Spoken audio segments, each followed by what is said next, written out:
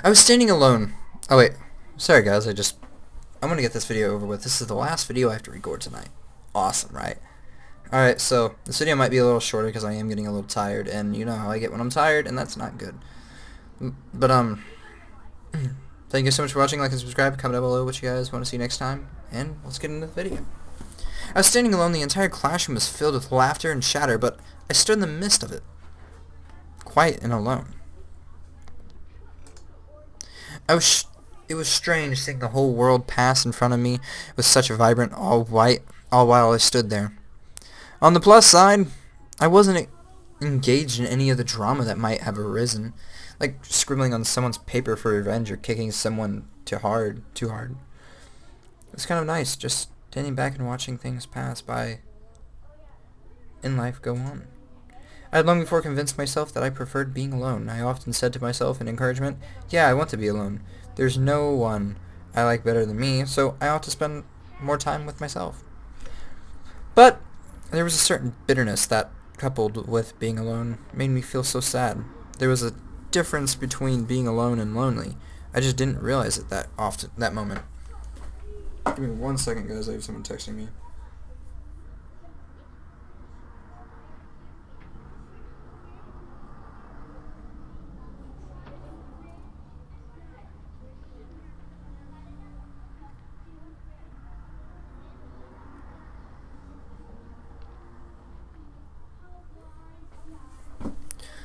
But, damn it.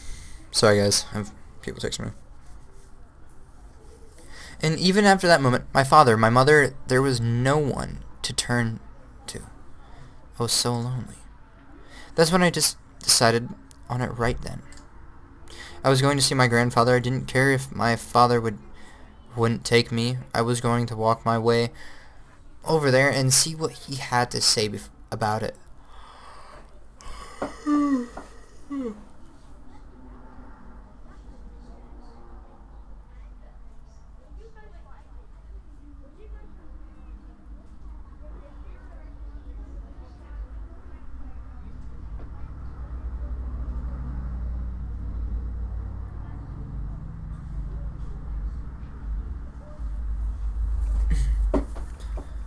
I had never seen him before that. What better time to see him then?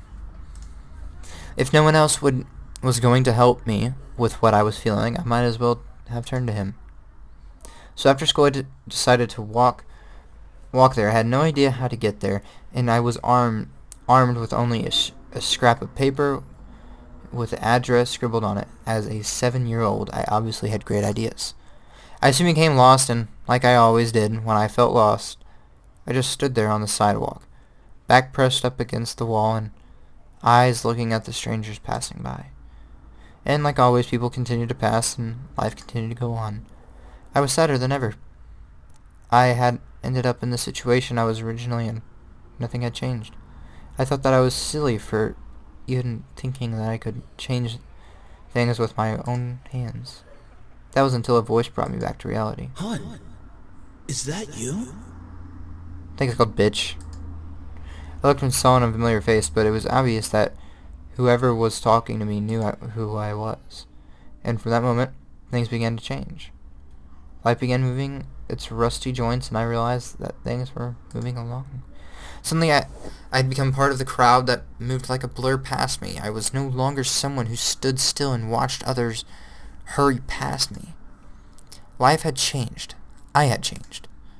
Because the very person who found me that day was my grandfather. I was about to say was my slut. But whatever. I had the opportunity to help them. Help them though. Would I? I wanted to, but I wasn't sure if that was the best idea after all. 5 demons in my house wasn't exactly the living arrangement that I had imagined when I first moved in. There was the matter of making sure no one found out about their powers. Thinking about them as lab rats made my stomach queasy. Oh, shit. No!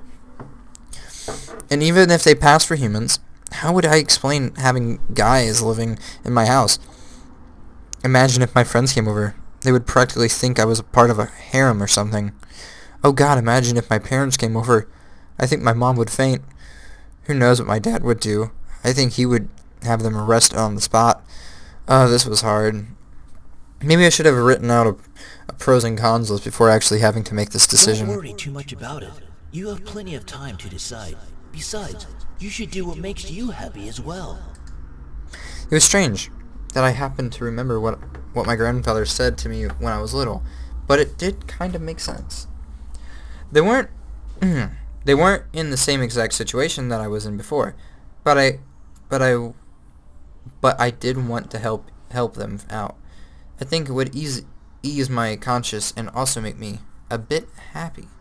To give them help, as weird as that sounded. Clenching my hands into fists, I strengthened my resolve to speak up. Well, you could. What was that, lovely lady? That is, Spit it out already. You could stay with me here if you'd like.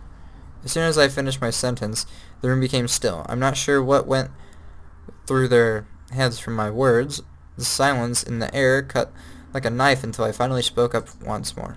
It seemed like you all need a place to stay, and well, I just moved into this giant house, so it seemed like it made sense. It was still quiet in the room. I decided to keep talking. If you would like to stay here, though, there are two things that I need all of you to follow. Yes? First of all, you can't use your powers or deliberately do something that might harm me or any guest that comes over.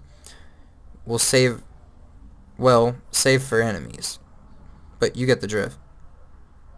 That sounds reasonable.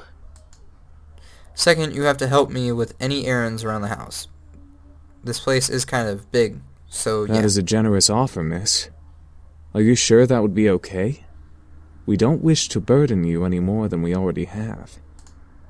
It's alright, really. I mean, I just started living here myself, so I would appreciate some help around the house and some of your dick. Cough, cough, Matthew. I'm just gonna say that here.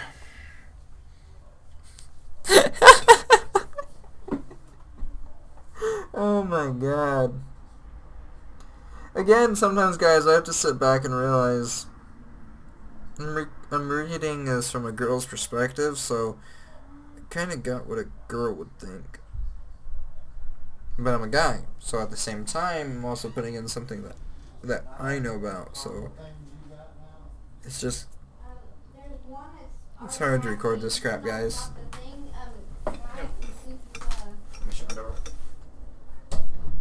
So it's really hard to record this knowing it's from a girl's perspective, knowing that I'm a guy. So I'm trying to put like a girl way into a guy way. It's really fucking hard. A wonderful idea. We'll live here and train while helping you with the house. Servants for the lovely princess. That guy don't look too happy about this. What? Are you serious? Told you didn't look too happy. Shh, be quiet, Sam. I haven't slept in the bed for days. They all seem to like the idea except for Sam. And hey, I didn't really hate the idea either, even if they were incubi. It would be interesting having 5 guys help me with taking care of the house, given they would follow the rules that I had just laid down. Fine, but we're not staying here forever. Only until we can beat up that group of punks. I think that is a reasonable time limit for our stay. Yes, this is awesome. Also beautiful. If you need a bedfellow. Eric, knock it off. I was happy they agreed. And I got an achievement. Maybe it was because I wasn't going to be lonely for a while. Maybe it was because they all needed help, and my want to help people was fulfilled. I would never be sure. So what are we waiting for? Let's celebrate and dig in. Finally, I'm starving.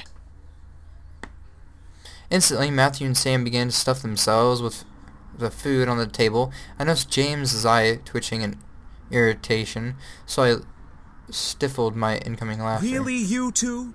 You're both acting like pigs. Oh, let them have a little freedom, James. It's not like we've eaten recently either. I'm sure they've been starving. Still, that's no excuse for stuffing their faces like backyard swine. I almost couldn't hold it in.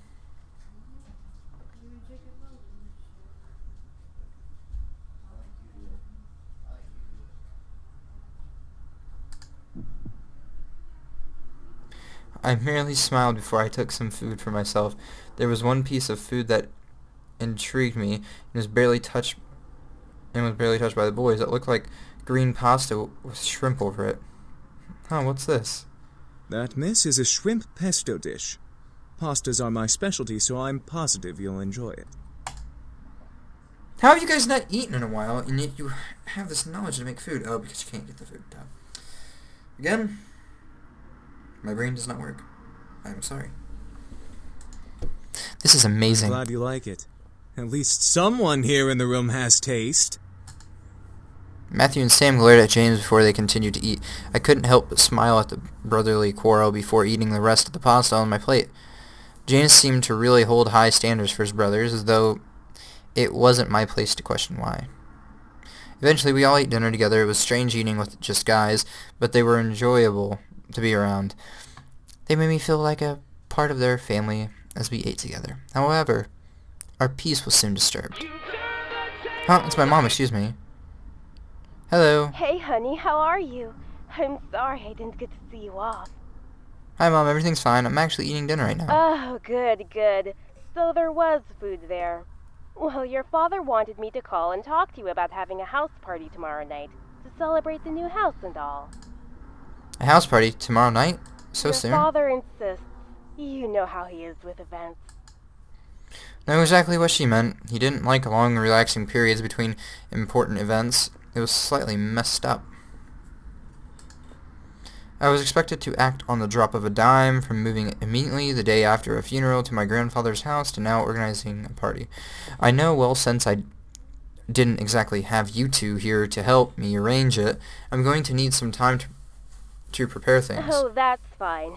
I mean, Suzu and Naomi can help. I have work, and you know how your pop... I know, I have to do it myself. You won't help. I'm sure it'll be amazing, honey. I have faith in you. Thanks, Mom. All right, I gotta go. I love you, sweet. I love you too, Mom. Great, now how am I going to do this? Is something wrong? She has to organize a house party for her parents. Huh? How did you... Oh, right. My mean. But yeah, I gotta do it soon. My parents will be really disappointed. We'll have to stay up and organize everything tonight. Hey, why don't we help you? That's what we're here for, right? I don't see why not. I can name a few reasons why we shouldn't. Sam? Back off! We'll take care of everything, miss. Just leave everything to us. That was surprising. I didn't think the boys would offer help right off the bat. I couldn't help but smile. I was actually rather thankful now that I let them stay. Now I didn't have to do everything alone. As I kept thinking about it, I couldn't help but yawn. Feeling a little tired over there, princess?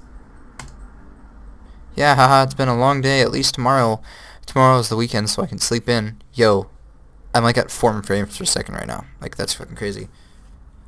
It only goes up to like 14. Then it hit me.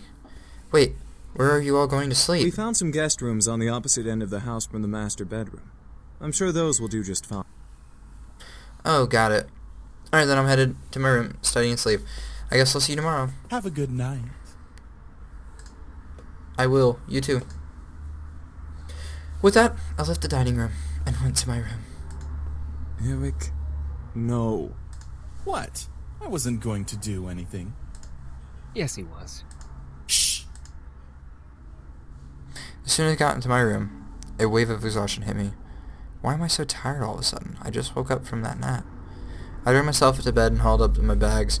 I opened it and grabbed my economics book, knowing that no matter how tired I was, I had to study at least a page or two before sleeping at night. At last, the words on the pages scribbled in my mind as I read through them, but after 2 or 3 tries, I managed to understand what the pages was about. Equations. Finally, I decided to change into my pajamas and head to bed. Today had been a long day, and I needed the rest. Hopefully tomorrow will be better. 3 days of surprises in a row would kill me. With that thought in my mind, I drifted to sleep, embracing the darkness of slumber. You fucking pretty boys think you're all that, huh? Well, save that to the end of my pistol! Huh? What's going on? I couldn't move my body. I felt like I was tied up, and I couldn't see anything beyond the darkness that surrounded me.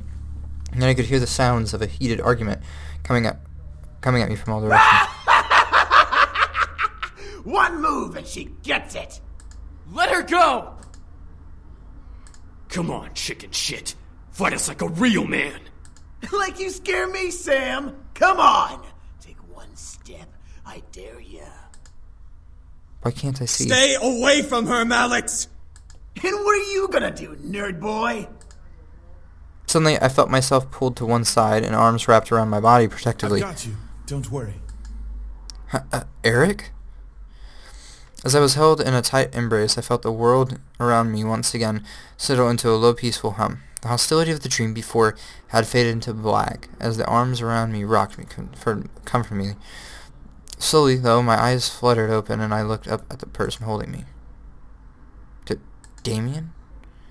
I stared into the eyes of Damien. His face was painted with worry and concern, and I knew he must have seen my dream. Why did I dream of Eric holding me? You can't control your dreams. Oh, well, I guess you're right. Are you okay? Yeah, I'm fine, thank you. What time is it? It's 9 a.m. James and I were making breakfast when I, You can't control your mind reading. No, not yet at least. I hope to learn eventually, though. Is everything alright? Yeah, I'm alright. That's good. I'm assuming you had a nightmare. Yes, I'm sorry for disturbing you both. You didn't disturb us, miss. Besides, we'd rather make sure you're okay before anything. Oh, thank you. Now, why don't you come downstairs with us and have some breakfast?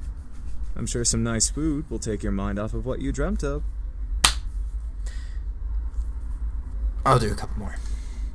It was embarrassing to be the damsel in distress once again, but I felt rather happy that James and Damien were concerned for me. Despite only knowing me for a short time, I wasn't sure if it was just courtesy or if they were genuinely concerned. I couldn't exactly read their minds. Alright.